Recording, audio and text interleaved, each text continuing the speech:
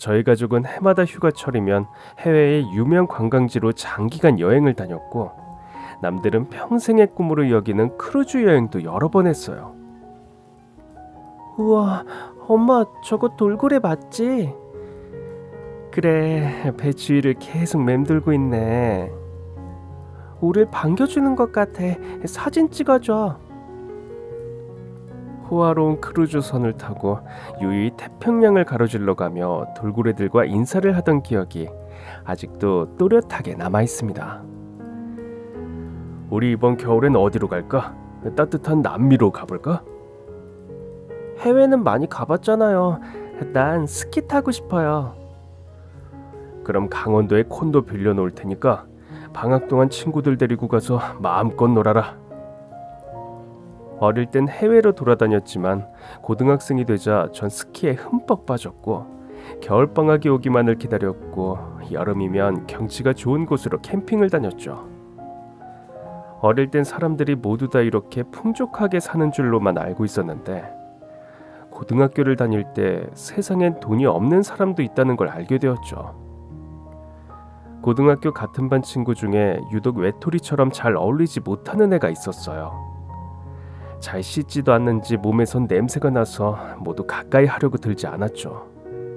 그런데 학기가 바뀌면서 그 친구가 제 짝이 되었어요. 저도 퀴퀴한 냄새가 나서 싫었지만 그래도 짝꿍이라 내색하지 않았죠. 학용품도 변변하게 없어서 제가 빌려주곤 했었고요. 다른 애들이 상대해주지 않으니 그 친구는 매사에 자신 없는 모습이었고 위축되어 있었어요. 너 공책이 없는 것 같더라. 이거 써. 더 필요하면 나한테 말해. 제가 연필이나 공책을 줘도 희미하게 웃기만 할 뿐 말이 없었습니다. 하루는 교무실 청소를 하고 있는데 그 친구가 담임 선생님과 같이 들어왔어요. 내가 돈 내라고 몇 번이나 말했지? 응? 너 선생님 말이 말 같지 않아? 아니에요. 아직 엄마한테 말을 못해서 죄송합니다. 너희 집안 거지냐? 학교는 땅 파서 장사하는 줄 알아? 공부도 돈을 내야 할 수 있는 거야. 돈이 없으면 학교 때려쳐. 보충 수업비를 못 내서 야단을 맞은 거예요. 담임 선생님은 학생들에게 말을 함부로 하면서 인격적으로 무시했습니다.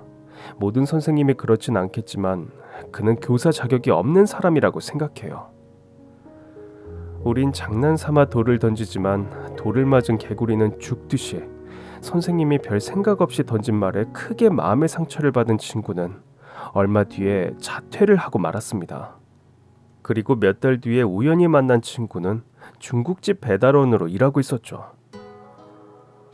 엄마가 아파서 내가 돈을 벌어야 집세 내고 밥이라도 먹을 수 있어. 아침엔 신문 배달해. 쑥스럽게 말하는 친구의 눈빛은 죽지 못해 산다는 느낌을 줬어요. 아무 희망도 없이 목숨이 붙어 있으니 하루하루 억지로 사는 사람이 많다는 걸 알았던 거죠. 고등학교 졸업 후 대학에서 신문 방송학을 전공했어요. 중학교 때부터 방송국에 들어가 기자나 PD가 되겠다는 꿈을 가지고 있었거든요. 교장 선생님, 이번 재단 비리 어떻게 생각하십니까? 한마디만 해주시죠. 글쎄, 전 모른다니까 왜 이러세요?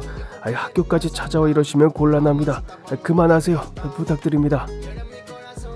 나중에 알았지만 저희 중학교 재단에 비리가 있어서 기자가 찾아왔고, 교장 선생님도 꼼짝 못하고 안절부절했습니다. 그때 제 눈에 비친 기자는 정의의 사도였어요. 대학에 들어가서 2학년이 되자 대한민국에서 태어난 남자라면 피해갈 수 없는 고민을 하게 되었죠. 바로 입영 통지서가 날아온 겁니다. 민구야, 어떻게 할 생각이야? 잘 모르겠어요. 그냥 졸업할 때까지 미룰지 아니면 그냥 갈지. 매도 먼저 맞는 게 낫다고. 미루지 말고 빨리 다녀오너라. 졸업하고 제대하면 취업 준비할 시간이 없잖니. 네 친구들도 대부분 지금쯤 가잖아. 그렇긴 해. 알았어. 이번 학기 마치면 휴학할게. 입대를 결정하고 훈련소에서 매일 정신없이 구르다 보니 어느덧 퇴소할 때가 되었어요. 훈련소 퇴소를 하루 앞둔 날이었는데 행정반 청소를 맡은 동기 준철이가 사색이 되어 울상으로 내무반에 들어왔어요. 야, 한민구, 너하고 난 이제 죽었다고 복창하자. 왜 그래? 우리 말이야, 땡땡 부대에 배치됐어. 청소하면서 보니까 책상 위에 훈련 배치 일람표가 있길래 잽싸게 찾아봤거든. 하필이면 그 부대에 떨어지냐. 진짜. 큰일 났네. 거기 완전 빡세다던데. 진짜 완전 망했네.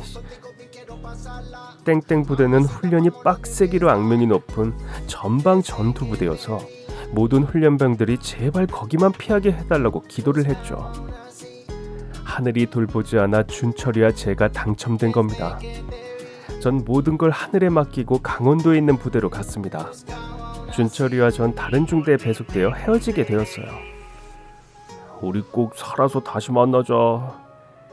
그래, 어떻게든 버텨내자. 죽으란 법이 있겠냐? 파이팅! 비장하게 준철이와 헤어지고 내무반에 들어갔는데 분위기가 엄청 싸했습니다. 전 분대원들이 침상 끝에 일렬로 도열해서 미동도 없이 앉아있었고, 통로 중앙에 분대장이 허리에 손을 얹고 딱 버티고 서서 절 노려보고 있었죠. 야, 신병. 예, 훈련. 아니, 이병 한민구. 이 자식이 정신 안 차리. 엎드려 뻗쳐. 처음부터 훈련소와는 비교도 안 되는 살벌한 분위기였습니다. 분대장의 고함 소리에 혼이 나가서 겨우 신고를 마쳤습니다. 며칠 뒤에 선임들은 분대장인 최병장에 대해 말해주었죠. 여기서 몸 성하게 제대하고 싶으면 최병장, 저 인간만 조심하면 돼. 저 자식 별명이 미친 개야. 야, 그러면 감이 오지? 느낌 팍팍 오지? 아주 후임들을 갈구는 재미로 사는 미친 또라이라고. 선임 조상병의 말대로 그는 말도 안 되는 걸 시키고 때리며 분대원들을 괴롭혔습니다. 내가 사회에 있을 땐 말이야, 나이트웨이트 하면서 유흥가를 주름 잡고 다녔어. 한땐 주먹 하나로 뒷골목을 싹 평정했단 말씀이지. 최병장은 권투도 했고 주먹 세계에서 생활한 적도 있다는 걸 은근히 강조하면서 위압감을 주었죠. 그게 아니라도 짬밥이 깡패인 군대에서 속으론 욕이 나왔지만 따를 수밖에 없었어요. 최병장에게 햇병아리 신참인 전 좋은 먹잇감이었죠. 한민구, 넌 이제부터 인간 샌드백이다. 조금이라도 피하거나 움직이면 여기다 묻어버릴 테니까 그렇게 하라. 훈련이나 작업을 나가서 휴식 시간이 되면 어김없이 절 차렷 자세로 세워놓고 툭툭 치면서 섀도우 복싱을 했습니다. 주먹을 피하기라도 하면 절 산채로 묻어버릴 기세로 흥분했어요. 제가 희생양이 되어서 최병장에게 시달리게 되자 제 맞선임은 그 인간의 괴롭힘에서 해방되었죠. 여기서 맞선임이란 바로 위의 고참을 말하는 겁니다. 그 인간은 욕을 입에 달고 살면서 조그만 수가 틀려도 후임들에게 주먹질을 해댔습니다.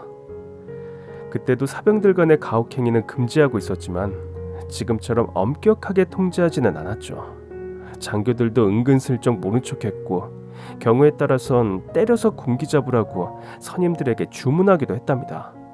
특히 점호 시간은 정말 지옥 그 자체였습니다. 그래, 오늘도 수고 많았다. 내일도 야외 훈련 나가야 되니까 편히 쉬도록 해. 선임 하사가 내무반을 나가고 나면 최병장이 하나하나 트집을 잡기 시작했습니다. 조상병 위치로 튀어나와. 작업 시간에 어디 짱 박혀 있었냐? 내가 모를 줄 알았어? 조상병을 신나게 갈군 최병장이 절 쳐다봤습니다. 그럼 그렇지. 절 그냥 지나칠 리가 없었죠. 한민구, 넌 이등병이 하는 짓거리가 꼭 말년병장이다. 내가 지시하면 발바닥에 땀나도록 빠릿빠릿하게 움직여. 하지만 군대에 온 이상 피할 수 없는 고통은 즐기라는 말처럼 묵묵히 견뎠습니다. 핑계 없는 무덤 없다고 분대원들은 모두 사연을 가지고 있었는데 그 중에 정말 특이한 사람이 하나 있었습니다. 최 박사라는 1등병이었죠. 미친 개 같은 최 병장도 최 박사만큼은 절대 터치하지 않고 존댓말을 했어요. 최 병장뿐만 아니라 중대장도 최 박사에게 함부로 반말을 하지 않았죠. 겨우 1등병인데 말이에요. 여기엔 다 이유가 있었는데, 일단 최 박사는 나이가 35이었죠.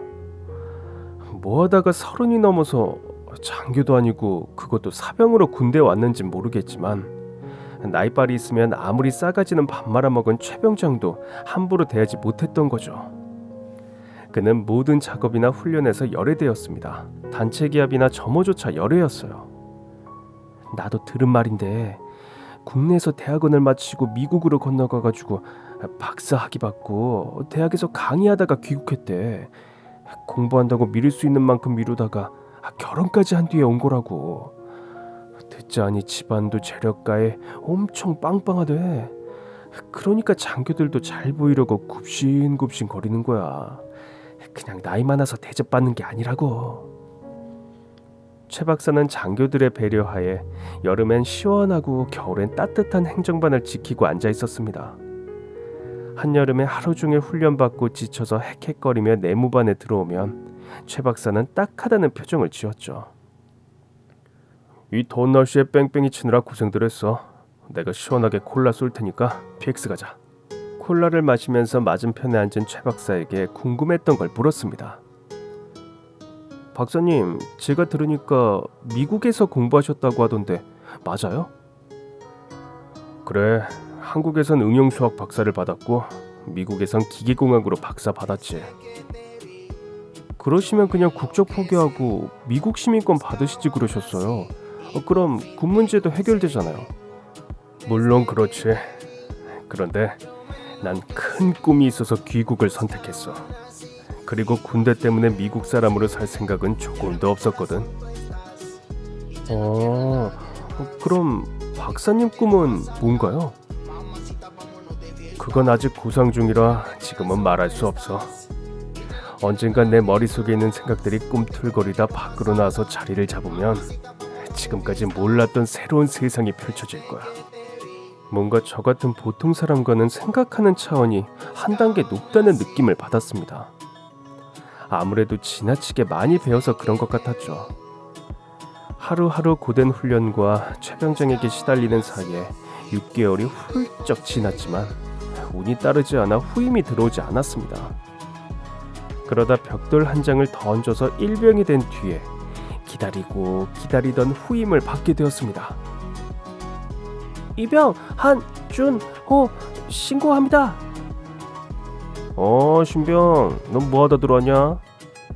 네, 땡땡대학 컴퓨터공학과 다니다 왔습니다. 뭐? 아니, 거긴 공부벌레들만 가는 대학 아니야? 이 자식 생긴 건 어벙한데 머리는 제법 좋은 모양이네. 솔직히 검은 뿔테 안경을 쓴 준호는 어딘지 모르게 나사가 하나 풀린 듯한 느낌을 줬고, 예상대로 몸을 쓰는 데는 서툴러서 적응을 하지 못하고 하는 짓마다 실수 연발이었죠.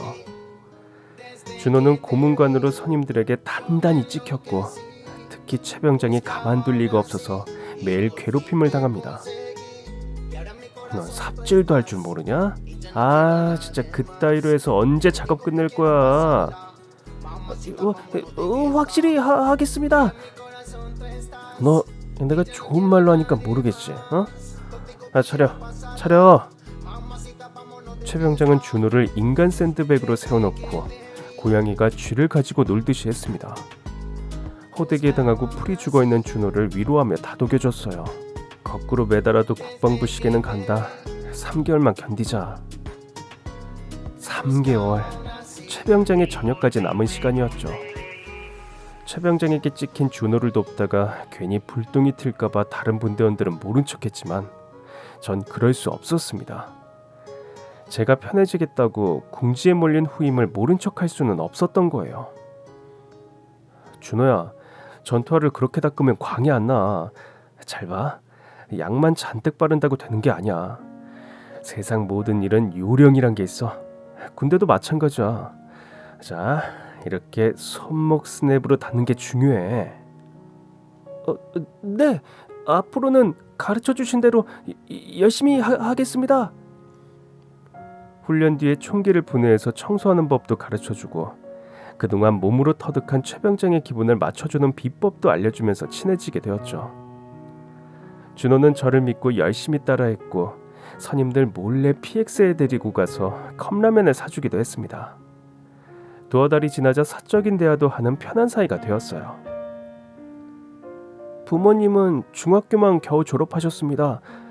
가난은 대물림 된다는 말처럼 워낙 가진 게 없는 형편이라 아버지가 공사판에서 일하고 엄마는 시장에서 노점을 하면서 뼈 빠지게 일하셨지만 늘 돈에 쪼들리셨습니다.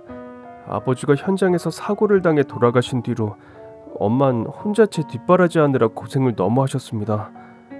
그래서 엄마만 생각하면 가슴이 아픕니다. 저 꼭 성공해서 엄마 편하게 모실 겁니다. 홀어머니를 위하는 준호의 마음은 각별해서 매일 전화를 했습니다. 당시엔 사병들이 휴대폰을 쓴다는 건 상상조차 할 수 없는 일이었고 부대에 공중전화가 딱 2대 있었습니다. 일과가 모두 끝나야 전화를 할 수 있었죠. 전 한 달에 한 번 정도 엄마에게 안부 전화만 할 뿐이었고 친구들이나 딱히 전화할 데가 없었어요. 그건 다른 분대원들도 마찬가지였죠.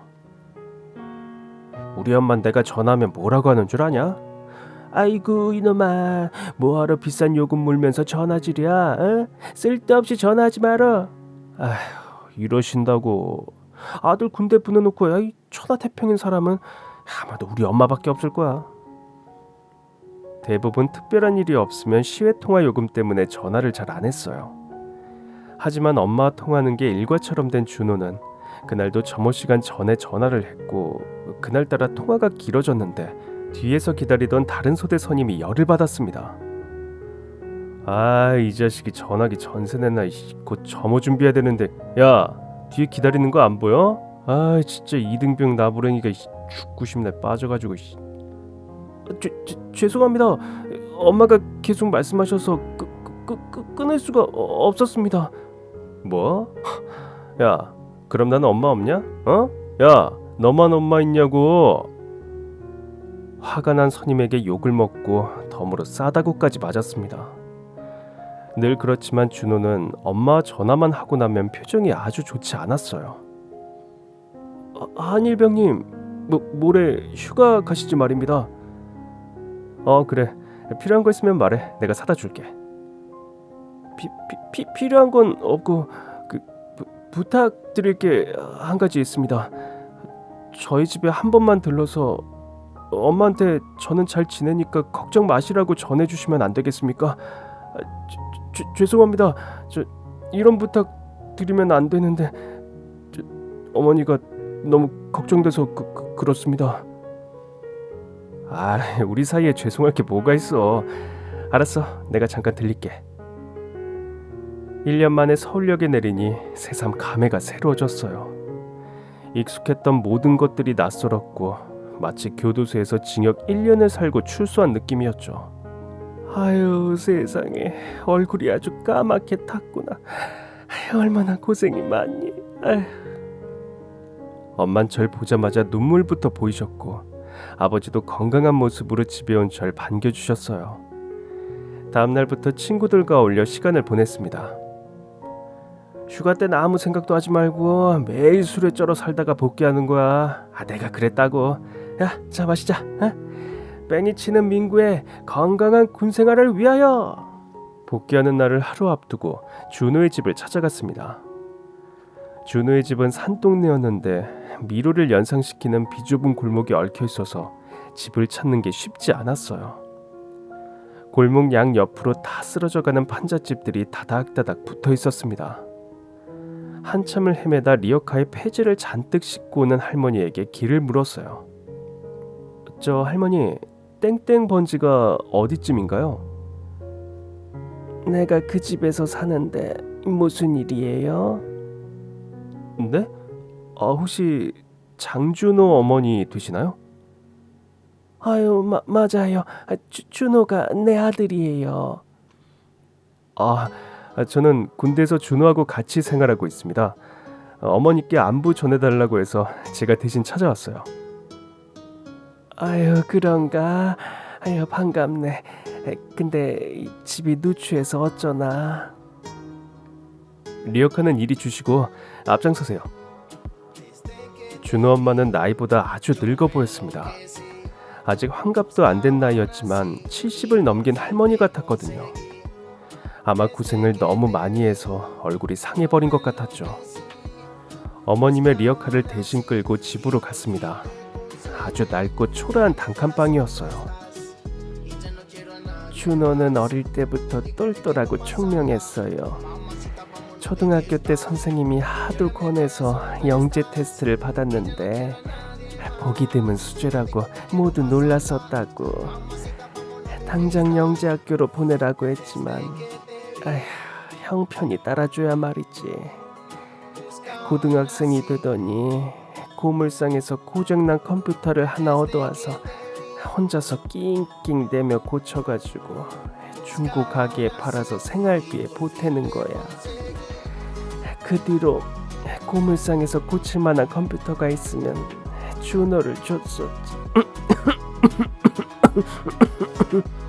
갑자기 준호 엄마가 가슴을 움켜잡고 발작적으로 기침을 하는 겁니다. 휴지로 입을 닦았는데 피가 묻어나는 게 보였어요. 어머니 피가 괜찮으세요? 괜찮아. 혈액이 재발해서 그런 거야. 저랑 같이 병원에 가요. 피를 토하시는데 이러고 계시면 안 됩니다. 약은 먹고 있으니까 걱정 말게. 요즘 폐지 좀 늘어 힘이 들어 그런 것 뿐이야. 남편 먼저 보내고 하나뿐인 아들도 나라에 맡기고 혼자 폐지를 주우며 사는 그녀를 보자 안쓰러워서 도저히 그냥 갈 수가 없었어요. 지갑을 뒤져 가진 돈을 모두 드렸습니다. 어머니는 한사코 거절했지만 전 억지로 쥐어드렸어요. 행여 준호한테 내가 피를 토했다는 말은 절대 하지 말어. 응? 제발 부탁이야. 이거 알면 타령할지도 몰라. 준호 엄마는 거듭 신신당부를 했습니다. 한희병님 잘 다녀오셨습니까? 저희 엄만 잘 지내셨습니까? 그래. 폐지 모며 일하시느라 힘들긴 해도 건강하신 것 같아. 그러니까 이제 엄마 걱정은 접어두자. 1년이 더 지나갔고 겨울이 되자 저희들은 혹한기 훈련을 나가게 되었죠. 1년 중 가장 추운 1, 2월 한겨울의 야외에서 혹독하게 실시되는 엄청나게 힘든 훈련 중 하나입니다. 지금 생각해도 진짜 몸소리가 절로 처지네요. 진짜 이 영하 20도인데 미친 거 아니냐? 밖에 나가서 오줌 싸면 바로 얼어버릴 날씨. 이게 구덩이 파놓고 뭐하는 짓이야 진짜. 내 말이 진짜 군발이는 인간이 아닌 거야 진짜. 조시.